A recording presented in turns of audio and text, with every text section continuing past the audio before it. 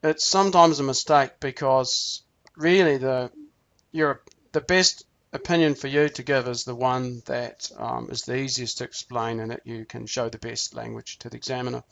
With this particular one, you can see that I've got 3 ideas here. You need 2 to 3 ideas. If you're a person who can explain things well, develop your ideas through explanations and examples, 2 might be enough. I could totally agree and say that it has a totally negative effect on families. And I've got 2 reasons for this. Okay, one dealing with each of the 2 parts of the topic, one dealing with a fast pace and one dealing with a stress. Or I could say I strongly agree, and then I could have paragraph, and then maybe a concession paragraph about an aspect that I might disagree with. Okay, so that's essentially how you want to plan your essay. So the next step is what I've just been talking about, deciding on your position. And I'm a big fan of totally agreeing or totally disagreeing. If you're a person who likes to have a concession paragraph, you could strongly agree or somewhat agree. Okay, note that you don't have to argue both sides of a topic. Now I have there's a lot of confusion. A lot of my students saying, oh, but don't I need to say both sides? Doesn't that seem that I'm a bit biased or something? Well, not really, because if the examiner wants to see you argue both sides, then they're going to ask you that type of question, discuss both sides of this argument, and then give your opinion. So you're not required to do that with this topic. It's asking for your opinion, and if your opinion is that you totally agree, then that's your opinion. And that's fine. And as long as you maintain that opinion throughout the essay, you can score really well. Okay, next thing, you've got to decide the structure of the essay. And that's going to depend a little bit on your position, right? So we have to think about that. Now let's move on. Now the structure, basically, if I just go back a bit, I would probably go paragraph 1, paragraph 2, and then optionally paragraph 3. Of course, I need an introduction and a conclusion before that. That's standard with every essay. Then we get on to the steps for writing our essay. And the first thing you need to do is write the introduction. This should be easy now. You've thought of some words to rephrase the topic. So that's your first sentence. Rephrase the topic and then rephrase this probably really should say paraphrase the topic.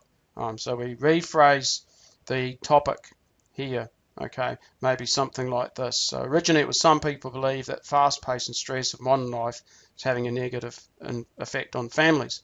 And we can rephrase that to many people feel that family life is being harmed by the high speed and pressure of contemporary lifestyle. So sentence 1, written. Sentence 2, state our position. This one could depend a bit on what sort of level of a writer you are. You at least want to have your opinion in there. I somewhat agree with this opinion, or I totally agree with this opinion. If you're a high level writer, if you are able to, you can write even more and explain put the main points for your opinion in. You can see it ends up a lot longer. That's why I'm saying if you're a low level writer and you might struggle to finish the writing on time, then you might just stick with this shorter one. But if you're a high level writer, you don't have trouble writing, let's say 280 words instead of the minimum 250, then you could have a longer introduction where you not only state your opinion but the main reasons for it. And as I say down here, this is what can lead to higher scores for task response. You're going to need to write the body of the essay, and essentially what you want here is you want a topic sentence. When you start the body paragraph, you should have, I've given you a sort of structure here, sequencing word, the topic, rephrase. Try not to just keep using the same words and then maybe the reason. The main reason why I believe family life is being compromised is because families have less time to be with each other.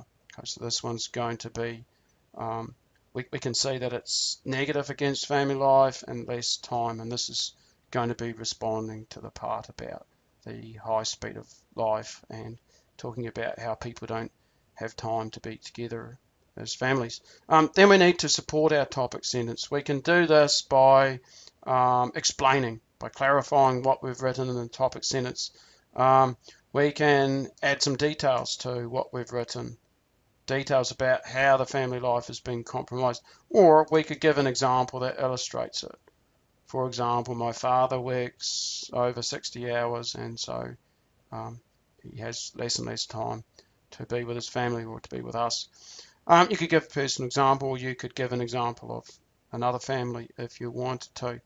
And I've given you some sentences here to show you these types of support, explanation, adding details, and also examples. Although this is a video, if you wanted to see what I wrote back here, you could always pause the video, right? So don't forget that. So we've got 3 ways to support. So we want each body paragraph to have a topic sentence, and then we want to support it through explanation, adding details, and or an example. We've got 3 ways to support. Okay. And so we want to write 2 or 3 body paragraphs, then we come to our conclusion. Essentially, the conclusion's got to do a few things. First of all, send a signal to the reader that we're concluding our essay. I suggest in conclusion is a good phrase. And sometimes people want to be clever. I don't know, in a nutshell, is it really impressing anybody? I don't like it. So I just think for all 3 types of essays, you just use in conclusion, standardize it. The more you standardize your essays, the less risk something goes wrong in the exam. Okay, so we want to send the signal. Then I think the next thing to do is to restate your opinion. I know you said it in the introduction, but tell the examiner again, what is your opinion? What is the extent? Now, it is repetition, but this repetition is good. It makes sure that the examiner has caught your opinion, and it just helps to clarify it a little bit. And then summarize the main points for your opinion. Again, might seem repetitive, but this is how we write essays. The function of the conclusion is to restate what our opinion is and then to summarize the reasons for it. Now then, high-level writers again. So if you're a level 6 writer, you might not be able to do this. You might not have time. If you're a high-level writer, some final opinion or recommendation based on this summary is perfect. So if we have a look at the summary, so this is so the opinion was, I somewhat believe that the rapid pace and stressful nature of contemporary lifestyles are having negative consequences on family relationships. So essentially the position is somewhat believe. Here are the reasons for it. This is because family members have less time, and when they are together, they feel less relaxed. Here's the concession. However, I admit that sometimes adversity can bring people closer together, in the body of the essay I've been mentioning about this. Okay, then you might have a final recommendation or opinion for this. So final recommendation or opinion. Given this situation, it seems that family members should try to be more supportive to one another, and also parents need to set aside regular times for families to relax together. Okay, so that's something that a high-level writer might add at the end of their essay. And then finally, I have the whole essay put together. I don't really want to read it out to you, sorry. Long day or something, but you can have a look yourself at this essay, and you can see I've underlined some of the key parts. The position, the sequencing words are underlined, so you can see that there's the concession, uses a signal, however, and then the conclusion with the signal that it's the conclusion, and then the opinion is repeated here. And notice too that I've got up here somewhat agree, and down here I've got somewhat believe, so I've just changed it a little bit just to avoid repetition. I think that's an important thing. Sorry, just trying to pause my video there. Press the wrong button. Okay, then I mentioned before about templates, and you can see that I've got one for the opinion essay here. Some basic language that you could use with any essay of this type. There's currently a contentious argument over whether, and then whatever the topic is, and then put your position. I totally agree with this opinion because.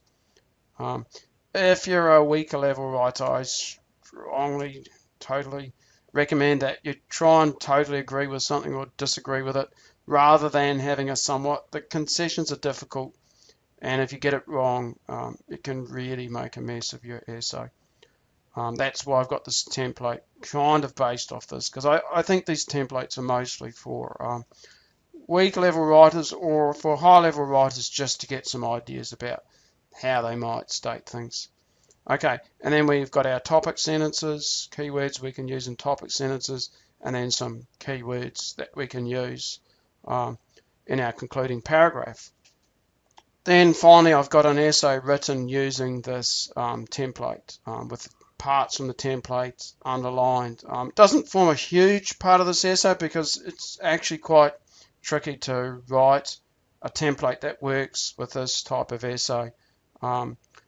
Whereas with other types of essays it can be a bit easier. Like here, my template for the both sides an opinion essay. This is a really easy one to use a template, and I've got a template, quite an elaborate one here. Let's see, I wonder how many words that is. I think I've got it written somewhere. Yeah, 130 words. So you think you've got to write a 250 word essay. If you could memorize this template and then go into the essay to the exam, and it was a both sides an opinion essay. If you had this memorized, you've got 130 of your 250 words, and so that would help you deal with writing the essay quickly enough. It would also cut down the number of errors because there'd be a lot of error-free language, and there's also some high-level language embedded in here, a highly controversial issue today. So controversial is a good word to use. Okay, and there's some precision in here, considerably outweigh its disadvantages. So not just outweigh, but considerably outweigh. Okay, so that's a useful thing if you're a low-level writer in particular, or you're a high-level writer and you just want to get some words for structuring different parts of your essay. Then these templates are really useful. And then I give you another essay based on the template with the language from the actually the language on the templates here, and this is the topic language that I've added in. This one's on crime. A lot of people struggle with this. So we've got template language, non-template language. Okay, and the essay ends up at 267 words. So that's quite useful, and these templates are a good thing if you're a person who struggles with timing, or you're having difficulty structuring your essays well. Then comes the question, oh, but what if the examiner thinks I've memorized it? Well, they're not really going to know, are they? Unless lots and lots of candidates start using this exact structure, shouldn't be a problem. So, yeah, you only get penalised if the examiner feels that you've memorised certain parts of the essay, or perhaps the whole essay, as some students do. That's a strategy some students use, as they memorise maybe 10 essays, go in, take the exam, use whatever one fits the question well enough. Not really going to get a high score doing that, but maybe you get lucky with a topic. Well, time's ticking and I've got to get on with some other things, but I would like to just show you a couple more things. The first one is common mistakes. Okay, common mistakes in the essays. So let's have a look at this one. So remember, we're still on these opinion essays. This is just common mistakes related to opinion essays. So first one, unclear opinion. This is never going to be a good thing for task response if the opinion is not clear. So why is the opinion not clear? Well, let's see the topic. Television has brought great changes to the way many people spend their leisure time. Many people believe these changes have been beneficial. To what extent do you agree or disagree? Now, let's see what the candidate wrote. So here's the candidate's entire introduction. Let's read it. Nowadays, children spend a lot of time watching television. It seems that there are a wide variety of television shows and many more channels. So, has the candidate addressed the task? Well, we don't know what the opinion is here. We can only sort of guess that maybe they think it could be positive. But it's not really talking about changes in the way children spend their leisure time. It's not talking about this at all. Essentially what it's talking about is that television's better or something, that there's a wider range of shows and more channels, but it's not saying whether this is a positive way or a negative way about how children spend their leisure time. So it's not exactly answering the topic, and this causes problems in terms of the score for task response. The other problem that occurs a lot in these essays, and this is why I'm suggesting that it's often better to totally agree or totally disagree, is that a lot of people, when they write their essays, they end up contradicting their opinion. With this essay, it's a shame I don't have the whole essay to show you, but let's just say in the introduction, the candidate says, the writer says that they somewhat disagree with the widespread use of technology. So they somewhat disagree, okay? And here's the question. Today, more and more young children have electronic gadgets such as computers and mobile phones. Some people say this is a positive development. Do you agree or disagree? So you need to say whether it's positive development or not.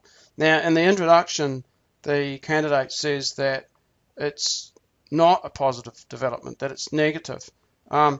So in this case, there's a little bit of a problem, because if we take a look at this sentence here, which is kind of repeating what the opinion given in the introduction, and actually the conclusion itself contradicts itself. So the candidate writes here, I somewhat disagree that the widespread use of computers among children is a positive development. Okay, so that's fine. So we can see, disagree that it's a positive development. However, what about this part up here? Although it is necessary for children to learn to use these devices. Well, if it's negative, if it's a negative development to be using these things, then why is it necessary? Okay, so this is the problem. It's somewhat contradictory. It's difficult to see what the opinion is, because, as I said, if it's a negative development, then why is it necessary for children to learn these things? So that's a problem. And the related idea, so here we've got a contradictory opinion. Often there's errors with concessions. These are very common. So, and then I've given you here 3 reasons why I think it's not a good idea to make concessions. And then the first one is that it's usually more persuasive. Imagine car salesmen. They don't tell you, they always tell you this is the perfect car for you. They don't say this is a somewhat good car for you. You know, these are the advantages of it. However, you know, I don't know, you'll get lousy mileage or something like that. So they always just tell you the positives, and it's more persuasive, and that's why they can persuade people to buy cars. So it is more persuasive, and I think that helps the task response, because it's just clearer and easier and more persuasive. Second reason, easier to structure an essay by totally agreeing or totally disagreeing. And then third one, there's just less risk that under the pressure of the exam, under the need to write quickly, that you're going to end up arguing against yourself. So that's another reason not to do it. Okay. And then this point's important too. Remember, unless you're a native writer, you're going to have some mistakes with grammar and vocabulary. This is going to lead to some confusion. Concessions add to this confusion and can end up in total confusion for the person reading the essay, because you've got maybe a reason why you disagree, and then you've got some errors with vocabulary and grammar that make that reason unclear. So unless you're a high-level writer, on the whole, you're safer to totally agree, totally disagree, as long as you've got enough points to add to that. Okay. This has probably taken me a little bit longer than I expected, and essentially I've given you a really good overview about how you can write an opinion type essay. And I think this is a useful video just in terms of that. And perhaps when time permits, I will make videos for those other two types of essays, because I think that'd be useful as well. And then do remember that I've got this book available if you want to download it as an ebook. It's on my website. There's a preview version that covers pretty much everything that I've just been talking about. You can download that free. That won't cost you any money, and you'll see how to write that opinion essay. And then if you do feel value, you can purchase the book. As I said, $24.95. Or if you're a person who likes the hard copy, you can pop over to Amazon.com in most countries and order books from them. You can just search under my name, just search IELTS Writing Books, and you'll see my books. They've got the orange covers there, and as I said, they rank quite highly. And if you happen to be in Australia, just go to my email, and you can just find that off the main page of my website. So you could send me an email, and I can send you a book and basically charge you the same price as the ebook, $24.95. I'll send you a book, including the postage. Some people prefer to have hard copy books. The ebooks you can print out as well. So if you've got access to a printer, you can print it out. So that's a good thing. And then just the only other thing is free to browse my website, use any of the resources there. I do have a couple of services that might be useful, like I give a writing correction where you can send me your writing tasks and I correct them and tell you how to improve. But by the way, all my ebooks come with one free writing correction, and that's another useful thing to get some feedback on your writing and see where you're going wrong and what you need to work on. I sometimes do speaking, but there's not really a lot of time for that, and I'm trying to work on a speaking book at the moment. So if you really need help with speaking, let me know. And then other things you can do is follow me on Facebook, send me email if you've got questions.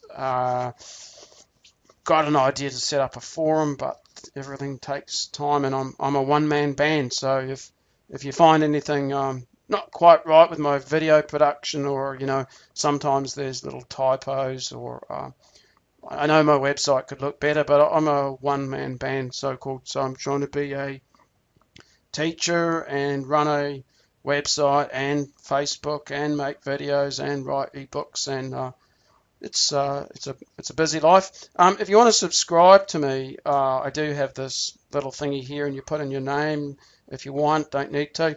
Email, and I will send you any sort of information and updates. And I think I actually send you that preview version of the ebook, which as I said, goes through the opinion essay. So if you're interested in getting that, one simple way is just put your email in there. I don't send you a lot of stuff. Maybe like once a week.